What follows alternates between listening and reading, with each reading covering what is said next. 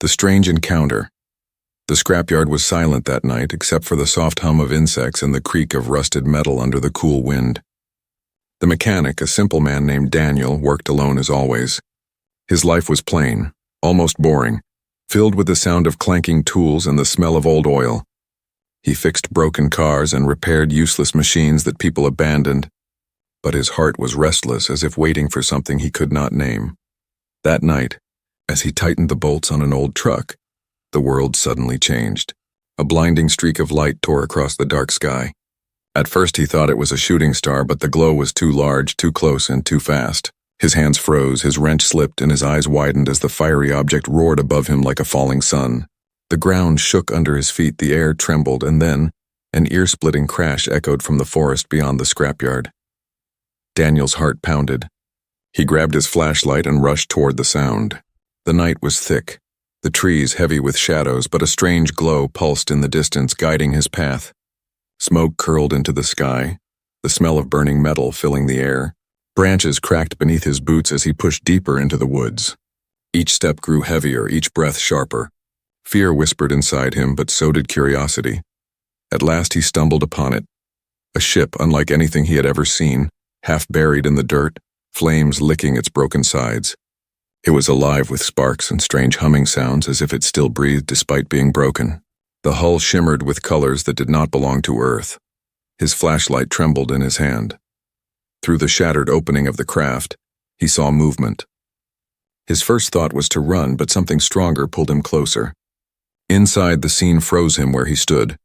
A figure lay slumped against the wall, her skin pale silver, her hair long and flowing like strands of light. Her chest rose weakly, her breath shallow. She was not human. Her eyes, glowing faintly blue, locked on him with desperate intensity. In her trembling arms, she held something small, an infant wrapped in shimmering cloth. Daniel's breath caught in his throat. An alien, a living alien. His whole body screamed that this was impossible, yet the sight before him was undeniable. The mother tried to speak. Her words were broken, a language that twisted like wind and echo, but the meaning was clear in her face. Tears, shining like liquid crystal, rolled down her cheeks as she pulled the infant closer to her chest. She lifted her head, pain etched in every movement, and held the baby out toward him. Daniel shook his head, stumbling back. "No, I can't. I don't." His voice cracked. He was no hero, no soldier, just a mechanic who fixed junk. But the alien's eyes pleaded with him, her body trembling, her time running out. She pressed something into his palm, a small pendant glowing with faint blue light. The heat of it spread into his skin, not burning but living, as if it carried a heartbeat of its own. With her last strength, she placed the infant into his arms. Daniel froze. The baby was small, fragile, its skin almost human but marked with faint silver lines that pulsed like light beneath the surface. Its eyes opened, glowing faintly, staring at him with innocence and strange intelligence. "No. No, I can't," Daniel whispered again, his hands shaking as he held the child. But the alien mother, her voice weak as a fading breath, spoke a final word he could barely understand. "Protect." Then her body slumped, her glow faded, and silence filled the broken ship. She was gone. Daniel stood there, his arms heavy with the impossible weight of the child. His flashlight flickered, the smoke thickened, and the ship groaned with strange noises as though it sensed its pilot's death. Suddenly, sparks turned into fire and the wreck began to collapse. Panic surged through him. Without thinking, he clutched the infant close to his chest and ran. Flames roared behind him. Branches whipped against his face, and the sound of the ship exploding tore through the night sky. The shockwave threw him forward, dirt and smoke filling his lungs, but he refused to let go of the baby. When the fire faded and silence returned, Daniel lay on the cold ground, gasping for air. His arms tightened protectively around the child. Above him, the stars blinked as if they had just witnessed what happened. He sat up slowly, his hands trembling, staring at the glowing pendant still clutched in his palm. The alien baby, now quiet, blinked at him with unearthly calm. The world had changed forever in one night, and he knew nothing would ever return to normal. He was no longer just a mechanic. He was now the keeper of a secret that could change the fate of humanity. And somewhere in the darkness, unseen eyes were already searching. The gift and the warning. The night air was still heavy with smoke when Daniel stumbled back into his scrapyard. the alien infant held close against his chest. His clothes were scorched, his hands blackened with ash, but his grip on the child never loosened. His heart thundered in his chest as he kicked the old garage door shut behind him and leaned against the wall, trying to calm the storm inside his head. The baby was quiet now, wrapped in its strange silver cloth, its faint glow casting ghostly light across the dusty room. Daniel looked down at it, half afraid it would vanish if he blinked. "What am I supposed to do with you?" he whispered, his voice breaking with fear and confusion. His other hand opened slowly, revealing the pendant the alien mother had forced into his palm. It pulsed with a gentle blue glow warm against his skin, almost alive. The shape was simple, an oval stone smooth as glass hanging from a thin metallic chain. But it felt heavier than it looked. Daniel placed it on the workbench under the light. At once the baby stirred. Its eyes, bright, glowing like tiny stars, locked onto the pendant. The soft hum in the room deepened as though the entire garage had begun to breathe with them. "Okay, that's not normal," Daniel muttered, stepping back. His tools rattled on the shelves and a stack of gears clinked against each other as if moved by an invisible hand. Then, a sound filled the room. A voice, not quite human, not quite machine, echoed faintly from the pendant. Daniel froze, every nerve in his body screaming to run, but his legs refused to move. The words were broken, but one was clear. "Protect." Daniel's throat tightened. That was the same word the alien mother had whispered before she died.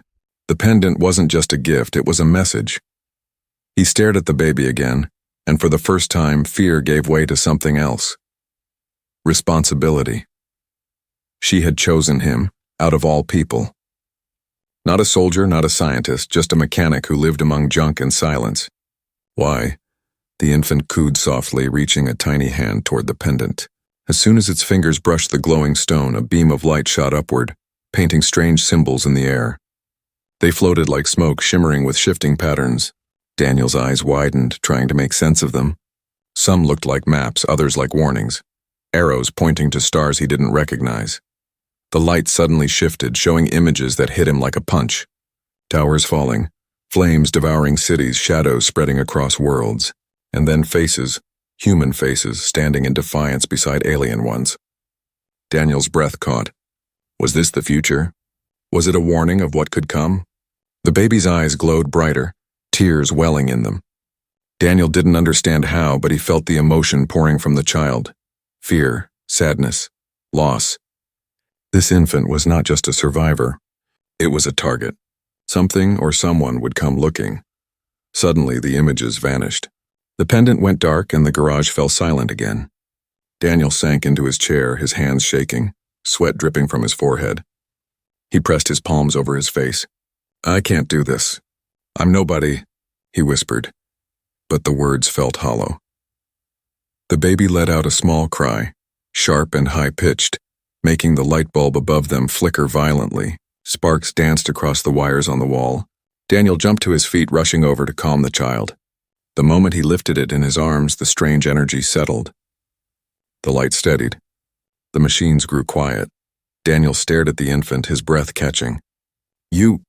You're connected to all of this," he muttered. The truth sank in deeper with every second. The mother hadn't just handed him a baby. She had handed him a key, but a key to what? Outside, the night was no longer quiet. Daniel heard it now. Distant hums like engines cutting through the sky. He hurried to the window, pulling the dusty curtain aside. In the distance, far beyond the scrapyard, faint red lights blinked between the trees. Not stars. Not fire. Searchlights. Daniel's stomach turned to ice. They were already looking. He killed the light in the garage, plunging himself into darkness. His hand tightened around the infant, who now rested silently against his chest as if it understood the danger too. He slipped the pendant around his neck, tucking it under his shirt. The faint glow pressed against his skin like a heartbeat. "All right," he whispered to the baby, forcing strength into his shaking voice. "If your mother trusted me, then I'll try. But you better not fry my whole garage again." The infant blinked at him almost as if it understood. Daniel grabbed an old backpack, carefully placing food, water, and a blanket inside. His mechanic's instincts kicked in. Always be ready for a journey, always have tools. But this was no normal job. This was survival. He glanced back at the workbench one last time. The scattered tools, the rusted car parts, the life he had always known. For the first time it felt small, useless. The world had changed and there was no going back. As he tightened the straps on the backpack and opened the garage door, the night air rushed in.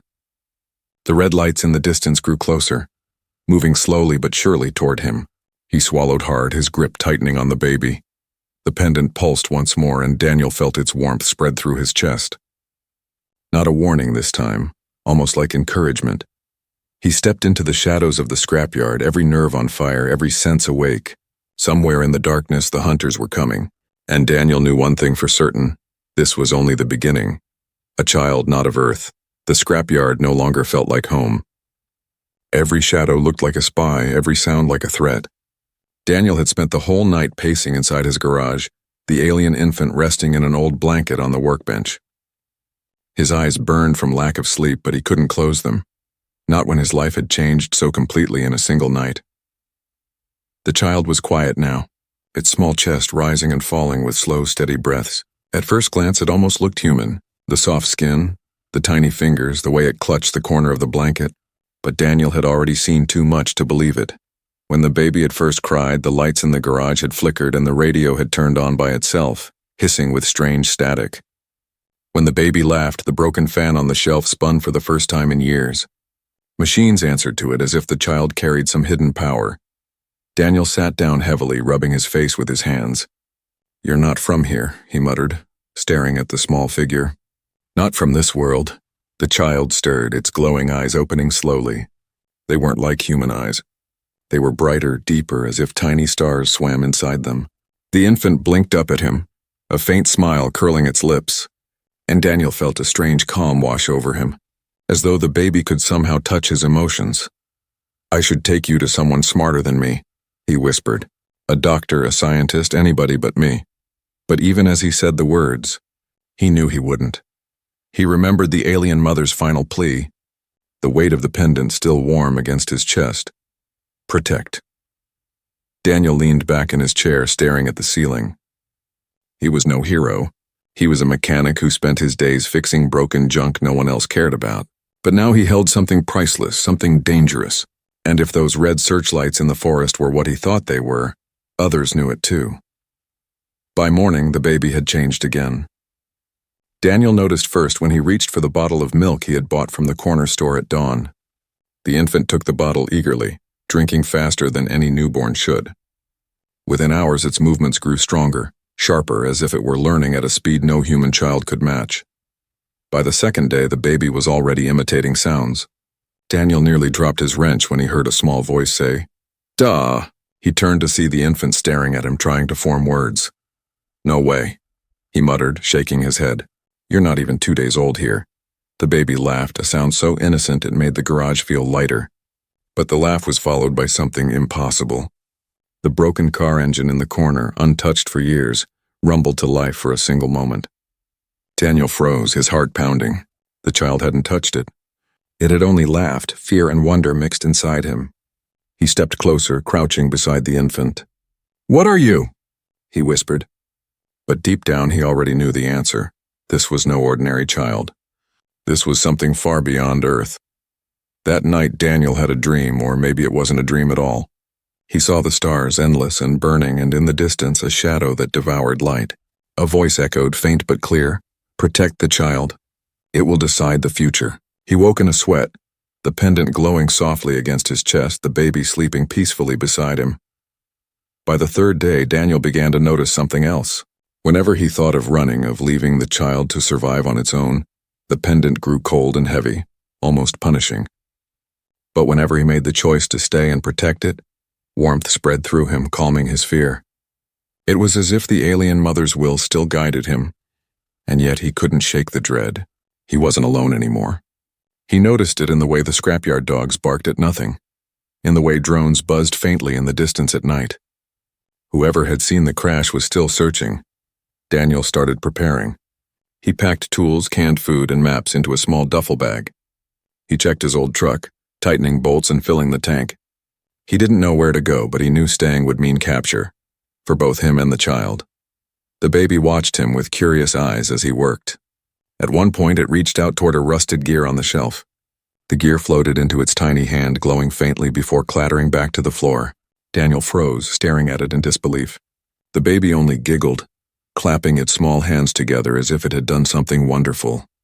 "Great," Daniel muttered, running a hand through his hair. "Not only are you alien, you're a little magician too." But even as fear gnawed at him, something else grew stronger inside him. He looked at the infant, so small, so fragile, yet holding such impossible power, and he felt a fierce need to protect it. Not because of the pendant, not because of the warning, but because, against all logic, he cared. That night, as the wind howled through the scrapyard, Daniel held the child close, staring out the window. In the distance, faint lights moved across the tree line. Searchers, hunters, whoever they were getting closer. He whispered softly, "They'll come for you, won't they? But they'll have to go through me first." The baby stirred, its glowing eyes opening once more, and for a moment Daniel swore it understood. Its small hand rested on his chest right over the pendant, and warmth spread through him again. He was no longer just a mechanic. He was the guardian of something not of Earth, and soon the world would know it. Whispers in the dark, the scrapyard was no longer silent. Every night brought new sounds, unfamiliar hums in the sky, the faint buzz of unseen machines, and footsteps that Daniel swore he heard near the fence when the moon was high. He had lived there for years, always alone, always ignored. But now he felt watched. Daniel tried to keep his life normal during the day. He fixed cars, hammered metal, and pretended to be the same old mechanic who wanted nothing more than a working engine and a cold beer. But behind the closed garage door, everything was different. The child, he had started calling it Nova in secret, was growing faster than seemed possible. Its body still small, but its awareness frighteningly sharp. By the end of the week, Nova could mimic whole sentences Daniel spoke. The voice was soft and broken, like a radio struggling for a signal, but it was enough to send chills through him. One night, while Daniel was repairing the truck, Nova whispered from the corner, "Danger!" The wrench slipped from his hand and clattered against the floor. He spun around, his heart racing. "What did you say?" Nova repeated, clearer this time. "Danger. Coming." Daniel's mouth went dry. He rushed to the window and pulled the curtain back just enough to peek outside. At first, all he saw was the usual darkness. Then, beyond the scrapyard fence, a faint red light swept across the trees, moving slowly like an eye searching the shadows. He cursed under his breath. They were close. Whoever they were. The next morning, a black van rolled into town. Daniel heard about it at the diner when he went to grab supplies. The locals said men in dark suits were asking strange questions. Did anyone see the crash? Did anyone report unusual activity? People laughed nervously, saying it was probably some government cleanup crew. But Daniel knew better. He felt the pendant on his chest grow heavy every time those men were mentioned. By the time he returned to the garage, his hands were shaking. Nova sat in the corner, stacking gears like toys. When Daniel entered, the child looked up, its glowing eyes brightening. "Bad men," it said softly. Daniel froze. You understand that?" Nova nodded, then pointed upward toward the ceiling. Daniel frowned, confused, until he heard it. The faint whir of drones overhead. His stomach dropped. They were searching from the sky now. That night, the whispers began. Daniel lay on his cot in the corner of the garage, Nova asleep beside him.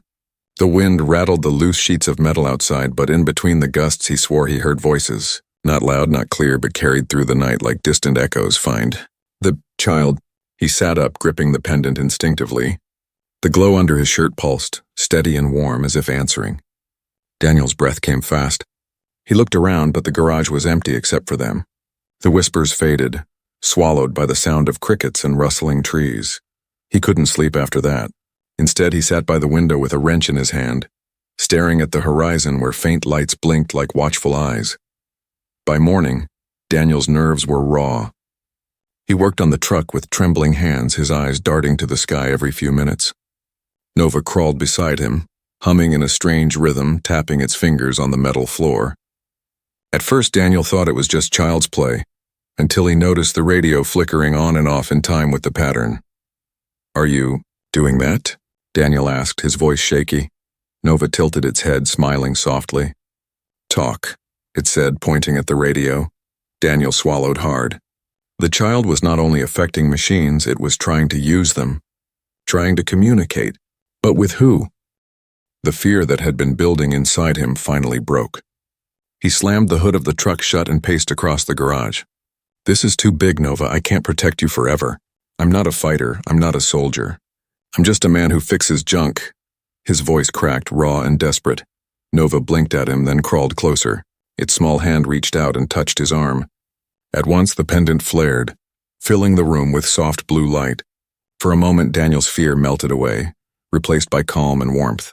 It was as if the child was telling him without words, "You are enough." But outside the hunt continued. That evening, Daniel spotted the men in suits for the first time. He had gone into town for fuel, and as he returned he saw them parked at the gas station. Two figures in black coats, sunglasses hiding their eyes even at dusk, their faces cold and unreadable. They spoke to the attendant, showing him a picture. Daniel caught only a glimpse, but his stomach twisted. It was a blurred image of the crash site. He drove past without stopping, his hands gripping the wheel so hard his knuckles turned white. When he reached the garage, he shut the door and locked it tight. "We don't have much time," he whispered to Nova, who sat watching him with those glowing eyes. That night the whispers in the dark grew louder. This time they weren't echoes in the wind. They came through the machines. The radio, the old television, even the static in the lights. All of them carried the same chilling words. "Find the child. Find the child." Daniel's blood ran cold. The hunt was no longer a secret. Whoever they were, they had eyes everywhere. He pulled Nova into his arms, the pendant glowing brightly between them. "Don't worry," he whispered, his voice low but firm. "They won't get you. Not while I'm breathing."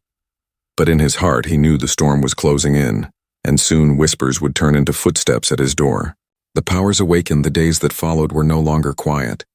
Every corner of the scrapyard seemed alive, waiting, holding its breath. Daniel barely slept, his mind caught between fear and wonder.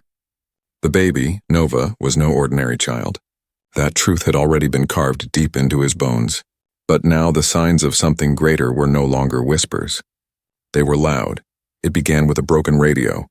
Daniel had left it on the shelf for years, too damaged to bother fixing.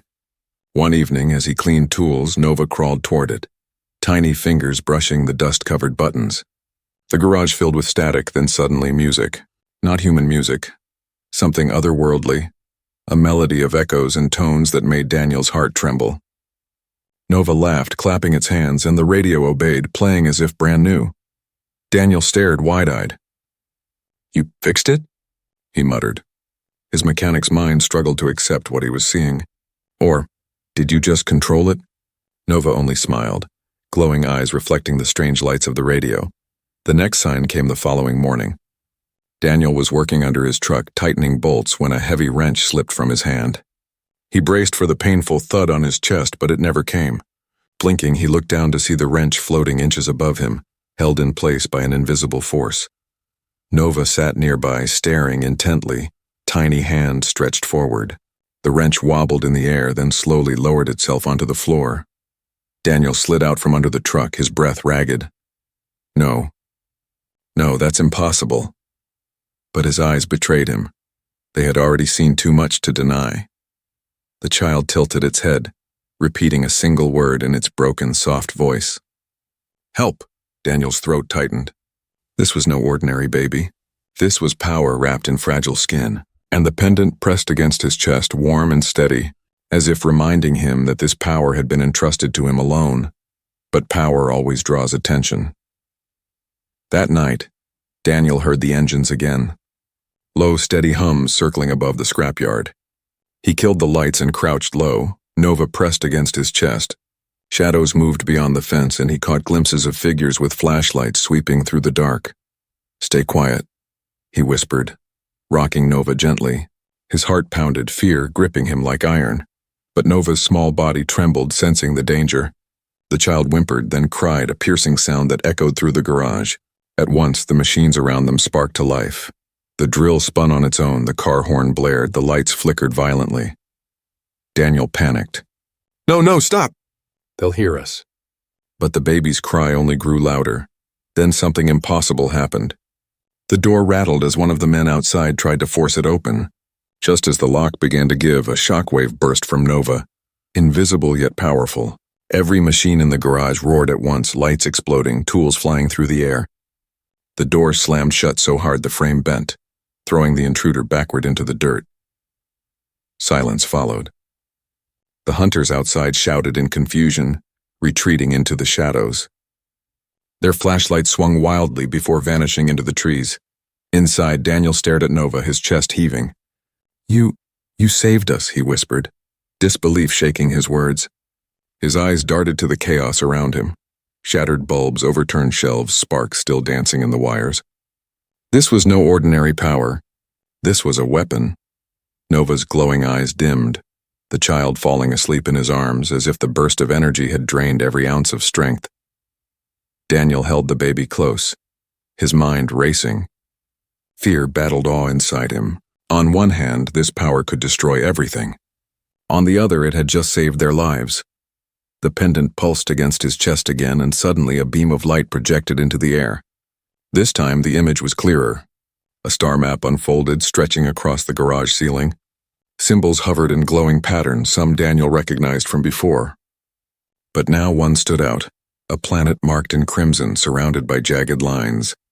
Daniel swallowed hard. "Is that where you're from?" he asked softly, though he didn't expect an answer. The pendant shifted, showing images of tall alien towers crumbling, cities burning, ships fleeing into space. Daniel's stomach twisted as the truth sank in. Nova was not only the last of its kind, it was the survivor of a war that might still be coming. The images faded, leaving Daniel in the dark again, clutching the sleeping child. For the first time, he understood why the alien mother had chosen him. Not because he was strong, not because he was smart, but because he was ordinary.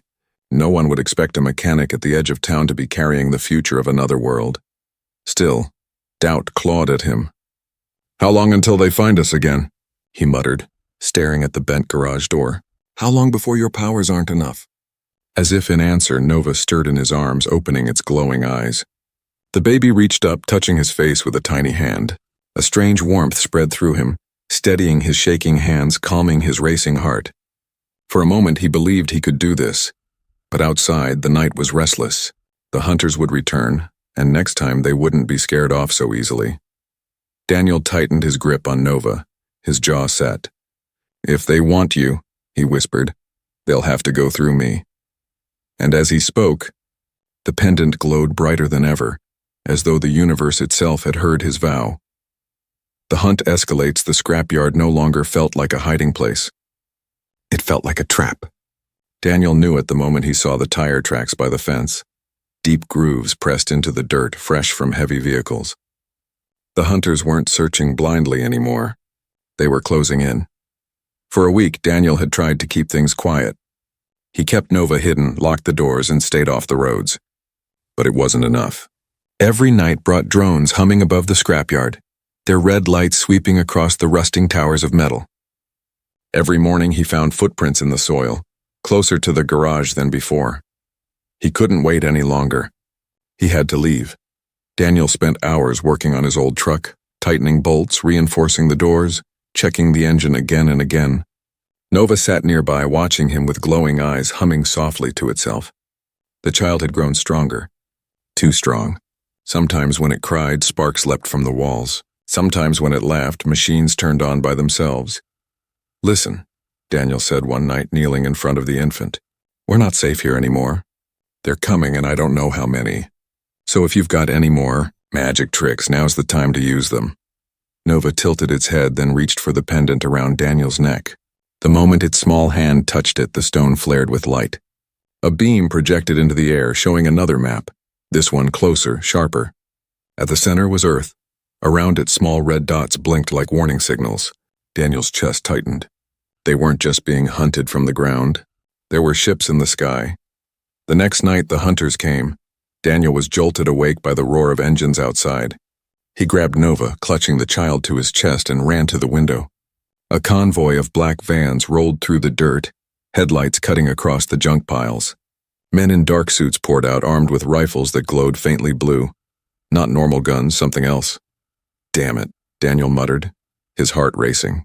He strapped Nova to his chest with a cloth sling, grabbed his wrench, and bolted toward the truck. The first bullet, if it was even a bullet, slammed into the side of the garage, leaving a hole that smoked and hissed with heat. Daniel ducked as sparks showered the floor.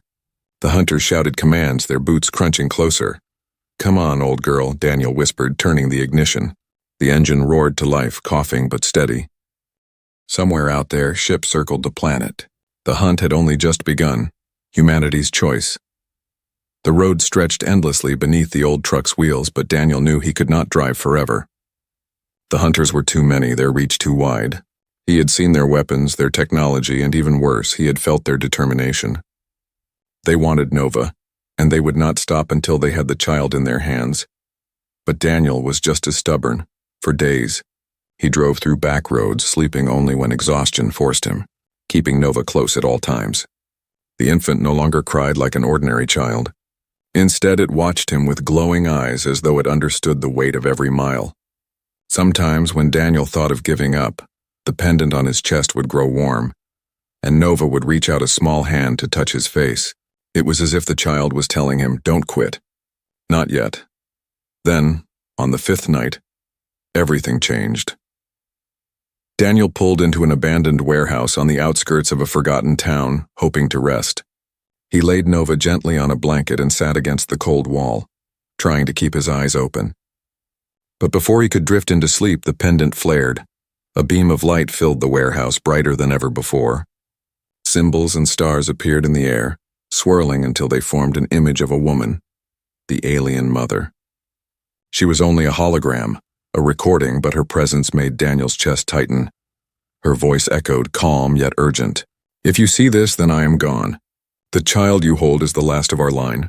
Our world has fallen to darkness. But this child carries more than blood. It carries the memory, the power, the choice. Protect it and your world may live. Betray it and all will fall." The vision faded, leaving silence heavy in the room. Daniel stared at Nova, his throat dry. "So that's it," he whispered. "You're not just important. You're the key to everything." Before he could gather his thoughts, the sound of engines cut through the night. Headlights flared outside the warehouse, bright against the broken windows. They had found him. Daniel's body tensed. He grabbed Nova, clutching the child close as boots thundered outside. The door rattled, then burst open. Men in black suits poured in, their rifles glowing. Behind them stepped a tall figure with cold eyes and a voice like steel. "Give us the child," the man said. "It does not belong to you." Daniel's chest heaved, his grip tightening around Nova. "You'll have to kill me first." The man raised a hand. His soldiers aimed their weapons. The warehouse filled with humming energy, the air sharp with tension. Then Nova stirred. Its eyes glowed brighter than ever before, lighting up the room. The pendant flared and a shockwave rippled outward, knocking the soldiers off their feet. Their rifles clattered to the ground, lifeless. The tall man staggered, his eyes wide with disbelief. Daniel shielded his eyes as the light grew stronger. Nova floated from his arms, rising into the air, small hands outstretched. The pendant projected a vision across the walls of the warehouse. Earth burning under the weight of war. Earth surviving under the banner of unity. Two futures side by side. The soldiers froze, staring. The tall man shouted, but his voice was drowned out by the sound of the vision. Daniel watched, his heart pounding as the truth became clear. The child was not here to destroy. It was here to give humanity a choice. Nova's small voice echoed through the warehouse, broken but clear. "Choose, protect, or fall." The soldiers lowered their weapons, fear in their eyes. Even they could feel it. The weight of something greater than themselves. The tall man snarled and drew his own weapon, aiming at the child. Daniel lunged forward, but before the shot could fire, the pendant unleashed a final surge of energy. The weapon shattered in his hand, and the man was thrown backward into the dirt. Silence followed. Nova drifted back down, landing softly in Daniel's arms. The pendant dimmed, its light steady but calm. The threat had passed, at least for now. Daniel looked at the soldiers. Some were already retreating. Others simply stood frozen, unsure of what to do. He turned to the child in his arms. "So it's true," he whispered. "You're not just an alien baby. You're the future, and now, it's up to us." For the first time, Daniel no longer felt like just a mechanic. He felt like something more. He was a guardian, a protector, and maybe, Just maybe the bridge between two worlds. Outside, the night was quiet again. The hunters had been broken, their power shaken. But Daniel knew this was only the beginning. Bigger storms waited beyond Earth's sky. He tightened his arms around Nova, his eyes hard but steady. "They'll come again," he whispered. "But we'll be ready." Above them, the stars burned bright as if watching, and somewhere in that vast darkness a new story had begun.